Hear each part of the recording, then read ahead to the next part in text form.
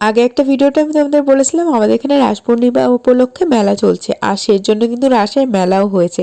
এখানে রাধাকৃষ্ণ আর অষ্টসখী রয়েছে, একটা গোপুসোনাও রয়েছে। আর এখানেই শ্রীকৃষ্ণের বিভিন্ন লীলার সেটা মূর্তির মাধ্যমে তুলে ধরেছে, খুব সুন্দর লাগছিল দেখতে।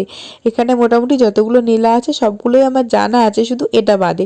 এটা আমি ঠিক বুঝতে পারছি না, তোমরা কেউ জেনে থাকলে অবশ্যই কমেন্টে জানিও। আগের একটা ভিডিওতে আমি তোমাদের বলেছিলাম না যে মা গেছে বৃন্দাবনে, ওখানে গিয়ে না একটা বড় দুর্ঘটনা ঘটে গেছে। দুর্ঘটনা বলতে মা গেছিল বাঁকে বিহারীর মন্দিরে, সেখানে গিয়ে মার পার্স, মানে টাকার যে পার্স আর ফোন দুটোই চুরি হয়ে গেছে।